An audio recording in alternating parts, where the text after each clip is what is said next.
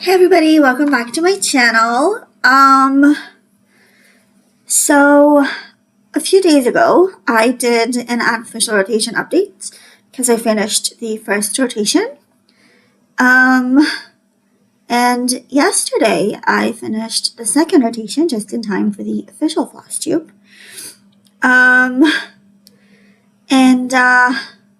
Let's get to it. So, first up is Pokemon.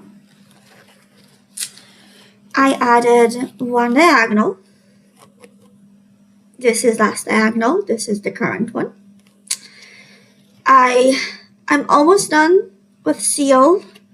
Started Dugong's tail. Started Ponyta. And I think I'm almost done with Golem too. I'm not actually sure. But yeah, that is it so far. I do love it. I really, really do.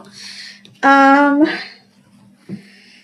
also finished gridding the third piece, and you will notice it's slightly smaller than the other one because this one is 58 wide and the other one is 63 wide, and they are both 168 long or high.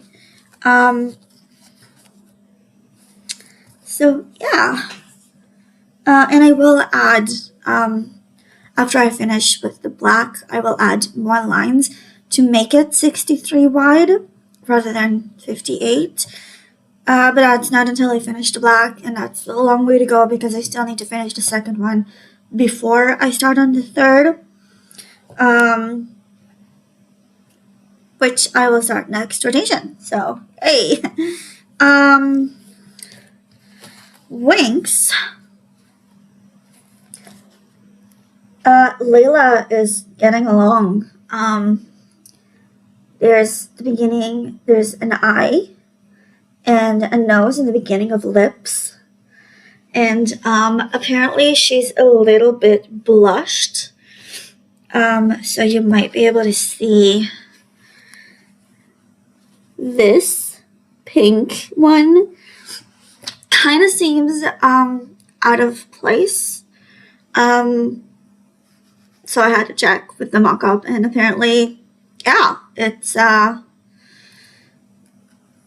she's blushing. Yeah, so that makes sense. She's also kind of like winking. So the second eye is not going to be open. And I am looking forward to actually finishing the hair and finding out why one half of her hair has purples in it and the other half of her hair barely has any, because it's weird. It's weird. She has brown hair in the TV show as well. It is leaning towards purple, but it's not purple. It's brown. It's like a really weird shade of brown, but I have no idea why the software that I used gave her purples and pinks in her hair, so I look forward to actually finishing her head so I can see why. And maybe, continuing with the hair to find out furthermore why, because this is close enough to the mock-up to not be weird, but not close enough that I can rely on the mock-up blindly. So I'm going to have to keep moving with the actual stitching. On to the Fox family. So, this is what I have so far. It's basically only diagonals at this point, with this little piece. And there's a stitch here that's like an extra stitch. Thing is, I noticed a bunch of mistakes when I did it.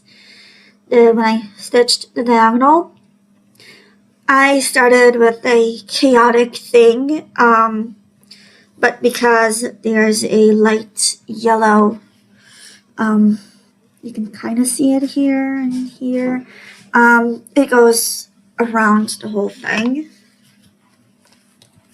So, literally around the whole thing. And I did that first, and then like the rest of the dark green thing, that rectangle that's inside it. And I think I made a mistake during then, maybe like slightly into the actual piece in the different colors. My dog is trying to get in, and he's just jumping at the door. So if you hear like scratches and stuff like that, it's him. But I do want to finish this before, at least like the stitching part. So, anyway, back to the fox. I made a mistake at some point, and I didn't notice it until it was too late, and I didn't know where the mistake was. So now I'm trying to fix it with the diagonals, but there's a good chance that this mistake will just keep on going for the entire piece. And honestly, it kind of bums me out, but I didn't plan on doing it this particular piece twice because I want to make project bags out of it, and I need at least 2. So I'm going to make it at least once more after I'm done with it. So next time I might just do it with the diagonals and hopefully less mistakes. So, it's not that bad.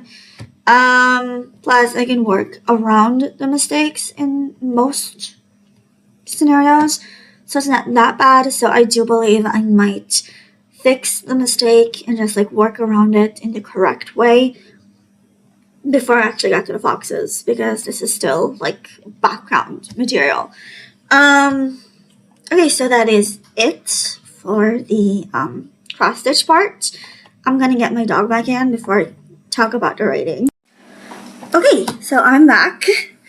I finished the 5th chapter of chaptering and slate editing, mostly correcting the tenses and the time on the screening, which is a selection-inspired story that I have. And this morning, actually, so I haven't really done anything with it, but I am thinking of doing something with it. I remembered that I have a Bridgerton-inspired series. It actually started in a different iteration, and I got really excited about it. It was shortly after the first season came out, and I got really inspired. So I made a series, and I got really excited about it, and I already made the covers. They're not particularly good.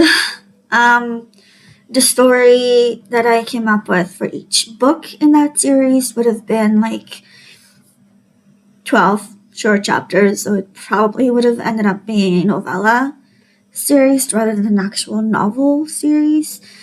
It's like less than 40,000 words per book. And I do like the ideas of them, the basic plot. So I might just make those girls cousins of the new one. So the new one I started during the wait for season 3 of Bridgerton. So it's about brothers, like entirely brothers. The entire series is about brothers. They do have sisters, but each book is going to be about a brother, not about a sister, because I do want to make it at least slightly historically accurate. Bridgerton, the books and the series, I mean, they were written,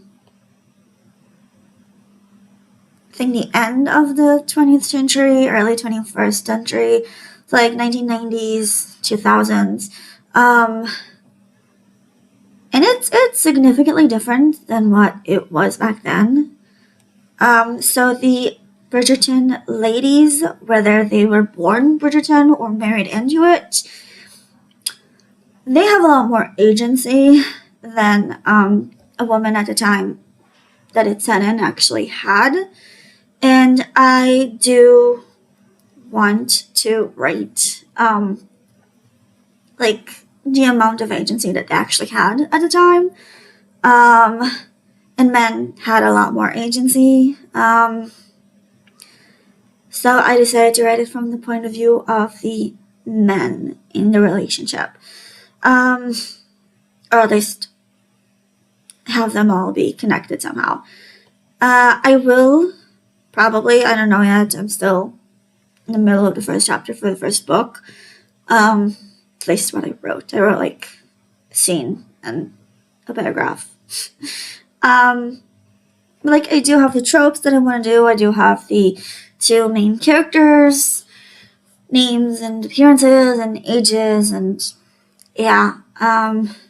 I do want to change the names of some of them because I grew out of it and I don't like those names anymore. But other than that, I mean, so yeah, I reread everything that I wrote, and I will like to continue it at some point. Yeah, I think that's it. So next week, I'm hoping for a Saturday update, a Saturday Flosstube, or maybe Sunday, because honestly, there's nobody at home right now aside from me and the dog, and I really do like filming it here rather than the other room that I filmed somewhere. The other room that I filmed in. It's more comfortable for me, even though it's a public area. It's like it's not as private as the other room that I'm filming in, which is my bedroom. So yeah, so it's definitely a change, a very serious change, and yeah. By the way, this whole thing, the whole light thing, the oh my god, the light is like right above me, and I do not have the protection of the hair on this side, but it's fine. Honestly, it's better than the dark floaty head thing from a couple Flosstubes ago. So it's fine, I'll take it. So yeah, but let me know what you're working on. Let me know if you would read any of the works in progress that I have in the writing area, and keep on stitching, keep on reading, and keep on writing, and I will see you next week.